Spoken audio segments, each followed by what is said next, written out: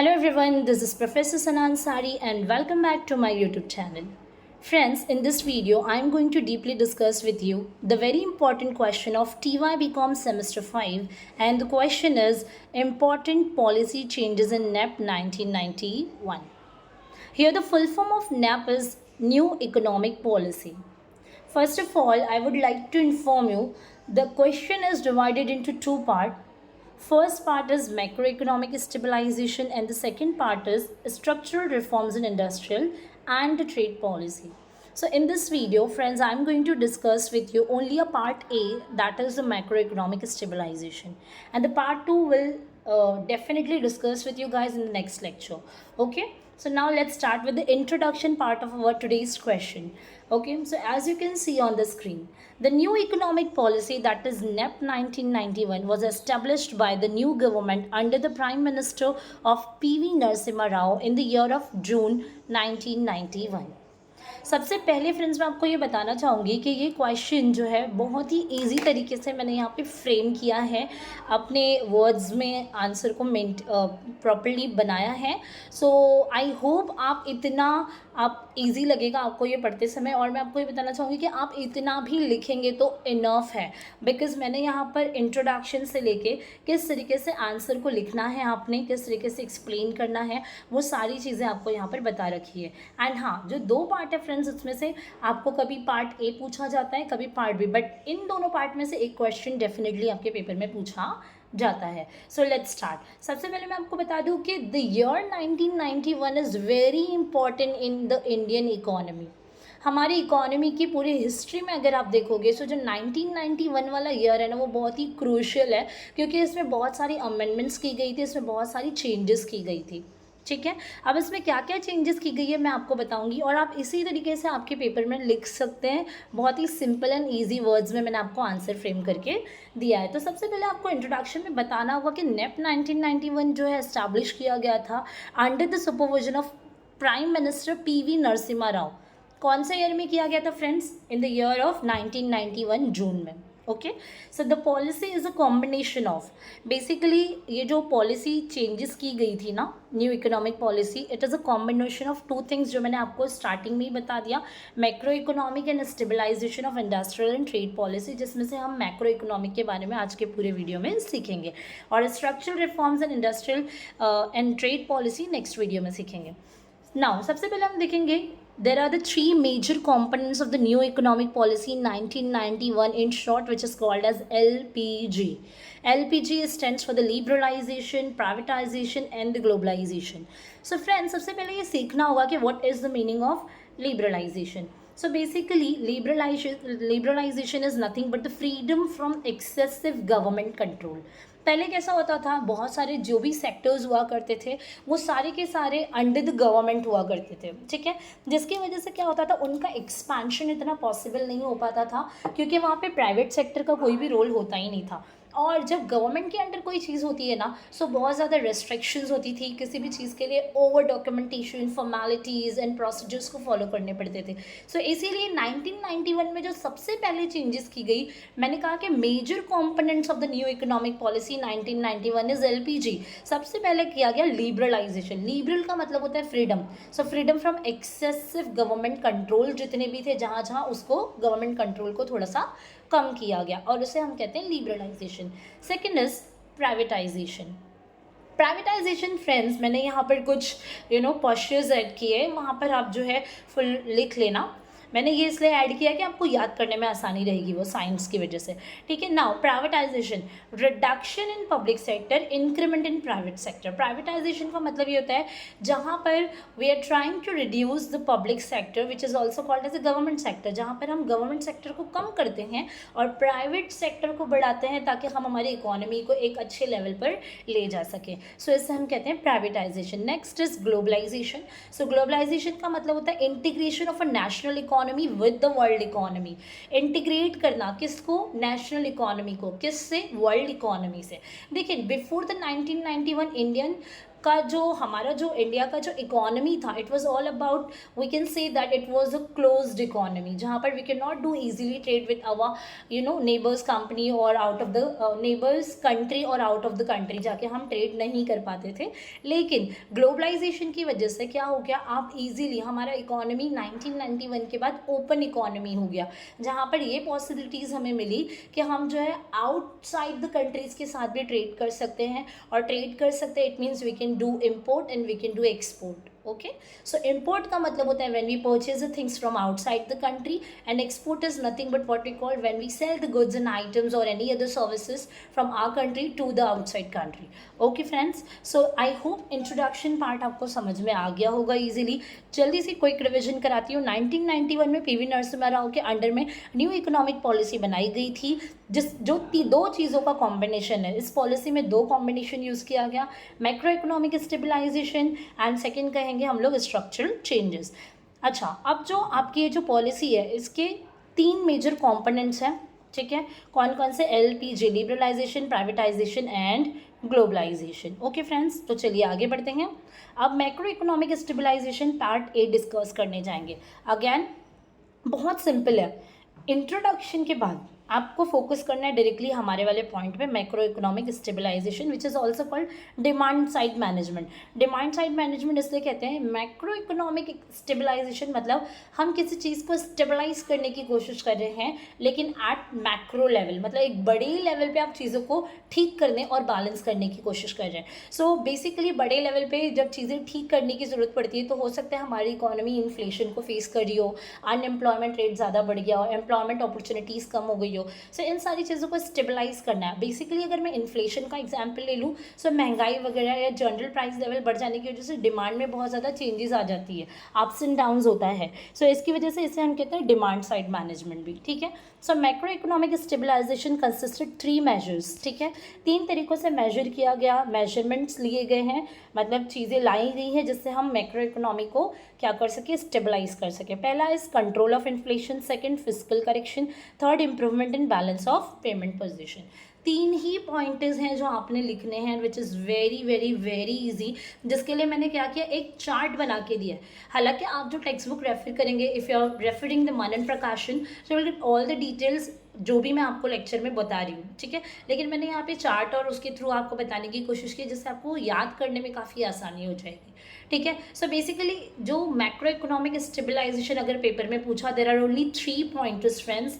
सो 3 pointers कौन कौन से? कंट्रोल ऑफ इन्फ्लेशन, इन्फ्लेशन को कंट्रोल करके हम स्टेबलाइज कर सकते हैं हमारी इकोनॉमी को, फिजिकल करेक्शन करके स्टेबलाइज कर सकते हैं, और बैलेंस ऑफ पेमेंट की पोजीशन को इंप्रूव करके भी स्टेबलाइज कर सकते हैं। So these are the 3 most important for this question. Okay, so now let's start with the first, and the first is control of inflation. So जब भी आप मैक्रो लेवल पे अगर हमारी इकोनॉमी को स्टेबलाइज करना चाहते हैं, so we'll have to deal with the inflation first. We are here to try to control the inflation. So how we can control the inflation? So there are 2 policy measures.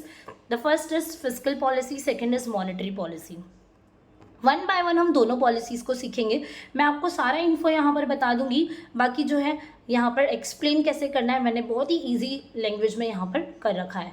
सो चलिए start करते हैं। सो fiscal policy क्या होता है? Fiscal policy the policy which is related to budget, और budget मतलब government की budget की बात हो रही है। अब गवर्नमेंट की बजट को चेक करना है कि वो अप जा रहा है या डाउन जा रहा है, उसके लिए हमें क्या देखना पड़ेगा? गवर्नमेंट का रेवेन्यू एंड गवर्नमेंट का एक्सपेंडिचर। ना गवर्नमेंट का रेवेन्यू मतलब टैक्स और नॉन टैक्स रेवेन्यूज जो होते हैं, जो मनी गवर्नमेंट को रिसीव होता है from the public side, is nothing but called the revenue, governments revenue. And governments expenditure क्या होता है? अब गवर्नमेंट ने वही पैसा जो टैक्स और नॉन टैक्स के जरिए हमसे लिया था, उस पैसे को गवर्नमेंट अपनी तिजोरी में बचा कर नहीं रखती। गवर्नमेंट क्या करती है? उसी पैसे को लेकर जाती है इंफ्रास्ट्रक्चर डेवलपमेंट, एजुकेशन, हॉस्पिटल्स, यहाँ सब पर उसको क्या करती है? इन्वेस्ट कर देती है, एक्सपेंड करती है। सो उसे हम कहते हैं गवर्नमेंट का एक्सपेंडिचर, ठीक है। Next is monetary policy. अब मॉनेटरी पॉलिसी पहले मैं आपको बता दूं, फिस्कल पॉलिसी में ये दोनों चीज़ें हमने देखी है, ठीक है। लेकिन करेक्शन करने के लिए फिस्कल पॉलिसी या तो गवर्नमेंट आपका रोल प्ले करेगी इंपॉर्टेंट, या तो monetary policy. Monetary policy is control and manage by the Reserve Bank of India. Fiscal policy is control and manage by the government. ये दो मेजर डिफरेंसेस आपको याद रखने हैं ऑब्जेक्टिव के लिए भी। अब मॉनेटरी पॉलिसी कौन इशू करता है? RBI, reserve Bank of India, ठीक है। अब मॉनेटरी पॉलिसी में क्या होता है, आरबीआई क्या करेगी, tight and strict monetary policy लगा देगी। अगर टाइट और स्ट्रिक्ट मॉनेटरी पॉलिसी लगा दिया जाएगा ना, मतलब कि जो भी लोन वगैरह इशू किया जाता है, जैसे आरबीआई है, आरबीआई के अंडर कुछ कमर्शियल बैंक्स होती है जहाँ पर हम हमारा अकाउंट ओपन करते हैं। अब समझिए मुझे लोन लेना है एंड मैं चाहती हूँ कोटक महिंद्रा में, ठीक है। कोटक बैंक में जाने के बाद अगर कोटक बैंक में जाने के बाद क्या होगा, मैं वहाँ पर अगर लोन लेती हूँ, ठीक है, सो वो लोन मुझे मिल तो जाएगा, लेकिन रेट ऑफ इंटरेस्ट होंगे उसके कुछ, समझो लो रेट ऑफ इंटरेस्ट में मुझे आराम से कोटक बैंक से ना लोन मिल गया। अब मेरे जैसे और भी लोग होंगे जो आराम से लो रेट ऑफ इंटरेस्ट पे लोन लेते जा रहे हैं, जिससे और इन्फ्लेशन बढ़ता जाएगा, है ना। लोगों के हाथ में पैसा रहेगा, सो दे विल स्पेंड मोर ना, तो उससे क्या होगा, इन्फ्लेशन और बढ़ जाएगा। लेकिन अगर कभी भी इन्फ्लेशन आ गया है तो आरबीआई करती है tight monetary policy issue. Tight monetary policy का मतलब होता है कि आरबीआई बैंक कमर्शियल बैंक्स को ऑर्डर देगी कि आप क्या करें, हाई रेट ऑफ इंटरेस्ट पे लोन दें। अब आप लोन लेने जा रहे हो और इंटरेस्ट रेट बहुत हाई है, तो आप लोन लेने से थोड़ा सा पीछे हट जाओगे। या फिर आरबीआई क्या करती है, दो रिजर्व टैक्टिक्स यूज़ करती है। First is CRR and second is SLR. CRR का मतलब होता है कैश रिजर्व रेशियो। आरबीआई क्या बोलेगी कि बैंक को बोलेगी, कमर्शियल बैंक को, एक्सिस बैंक है, कोटक बैंक है, इन बैंक को आरबीआई क्या बोलेगी कि आप आपका रिजर्व, बैंक के पास जो रिजर्व होता है ना, जैसे मेरे पास जो एक पैसा रिजर्व करके मैंने कहीं रखा है, सो वैसे बैंक भी कुछ रिजर्व्स मेंटेन करती है। तो आरबीआई क्या करेगी, उस रिजर्व रेशियो को बढ़ा देगी। आरबीआई हर बैंक को, आरबीआई को एक पैसा रिजर्व के तौर पर देना पड़ता है, और बाकी बचे हुए पैसे को हर बैंक क्या करती है, लोन दे देती है लोगों को जिसको भी लोन चाहिए। लेकिन आरबीआई क्या करेगी, गवर्नमेंट से ही पैसा छीन लेगी। छीन लेना इन द सेंस गवर्नमेंट का ही रेशियोज़ को बढ़ा देगी। अभी जैसे करंट रेशियो मैंने लिखा है, कैश रिजर्व रेशियो इज 4.5%। सो समझिए, अब पहले हो अगर 4.5 है, अब लोग बहुत ज़्यादा लोन ले रहे हैं, तो आरबीआई कैसे कंट्रोल करेगी, 4.5 से बढ़ा देगी 5.5।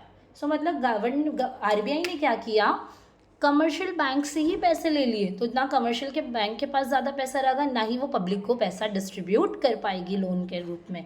सो इससे क्या होगा ना, हम इन्फ्लेशन को कंट्रोल कर पाएंगे friends. And then we have a statutory liquidity ratio. So SLR अभी जो करंट है वो 18% है। जैसे बैंक्स में गोल्ड्स होते हैं, सिक्योरिटीज़ जो होती है ना, उस पर भी इसी तरीके से अमाउंट फिक्स किया जाता है। एक सर्टेन परसेंटेज हर कमर्शियल बैंक को जो है गोल्ड एंड सिक्योरिटीज़ का भी आरबीआई को देना पड़ता है। सो अगर आरबीआई को लगा कि इन्फ्लेशन आ गया, सब लोन ले रहे हैं, इन्फ्लेशन बढ़ता जा रहा है, सो आरबीआई एसएलआर के भी रेशियोज़ को क्या कर देगी, बढ़ा देगी। अभी करंट इज 18%, बट अगर इन्फ्लेशन बहुत हाई होगा ना, सो 18 से 20 भी कर सकती है। तो मतलब गवर्नमेंट, हमारी जो आरबीआई है ना, वो खुद कमर्शियल बैंक से ही पैसा ले लेगी ताकि उनके पास ज़्यादा पैसा ना रहे, ताकि वो लोन वगैरह ज़्यादा इशू ना कर सके। और लोन वगैरह ज़्यादा इशू नहीं होगा तो ऑटोमेटिकली जो है थोड़ा बहुत इन्फ्लेशन कंट्रोल हो जाएगा। तो ये चेंजेस होती रहती है, कभी अप्स एंड डाउन्स होते रहते हैं। मॉनेटरी पॉलिसी कभी टाइट और कभी ईजी चार्ज की जाती है by the Reserve Bank of India. अब फिजिकल पॉलिसी में government what will do, government will increase और decrease the taxes and the rate of taxes, ठीक है। सो ये दो तरीके आपको अच्छे तरीके से याद रखने हैं। तो चलिए आगे बढ़ते हैं। अभी यहाँ पे मैंने लिखने का तरीका सिखाया है। So macro economic stabilization consist of 3 measures. The first one is control of inflation. Inflation can be controlled by 2 policies called fiscal and monetary policy. देखिए जो मैंने चार्ट बनाया ना फ्रेंड्स, वही देखिए मैंने सेंटेंस में लिखा है ना, आपको भी इसी तरीके से करना है, कुछ नया नहीं करना है। Physical policy is controlled by the government and monetary policy is controlled by the RBI, reserve Bank of India. So easy example, explanation. Next, government increases the tax rate which helps to control the inflation and to maintain its budget, that is the government's revenue and government's expenditure. Government क्या करती है, tax rates बढ़ा देती है जिससे वो अपने खर्चे और अपने रेवेन्यू को बैलेंस कर पाती है, ठीक है। वो कैसे मैंने आगे दिखाया है, ठीक है। ज़्यादा टैक्स चार्ज करेगी, सो क्या आएगा, जितने भी अमीर है, रिच पर्सन है, वो ज़्यादा लग्जरियस आइटम्स वगैरह को खरीद नहीं पाएंगे, सो उनसे ज़्यादा टैक्स चार्ज किया जाएगा, तो गवर्नमेंट के पास रेवेन्यू बढ़ जाएगा। और गवर्नमेंट का रेवेन्यू हाई होना चाहिए गवर्नमेंट के खर्चे से हमेशा।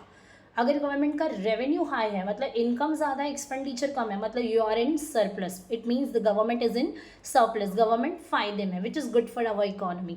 But when the government expenditure is very high as compared its revenue, so your government will be in deficit, which is not good for our economy. ठीक है. RBI issued the tight monetary policy which helps to reduce the borrowing by raising the bank rates, that is CRR and SLR, जो मैंने आपको last में बता दिया. Tight monetary policy helps to reduce the money supply and control the inflation. So now next देखते हैं. Second is physical correction. अब जो फिजिकल पॉलिसी वाले जो लाइंस जो मैंने वहाँ दिए वो इसमें ले सकते हैं आप, दोनों सेम है. फिजिकल करेक्शन मतलब गवर्नमेंट के बजट का करेक्शन इज़ वेरी मस्ट, तो इससे भी आप इन्फ्लेशन को स्टेबलाइज कर सकते हैं. ठीक है. सो फिजिकल करेक्शन कैसे करेंगे आप जो देखेंगे गवर्नमेंट का रेवेन्यू एंड गवर्नमेंट का एक्सपेंडिचर. तो देखिए मैंने लिखा है there should be a balance between the government's expenditure and government's revenue.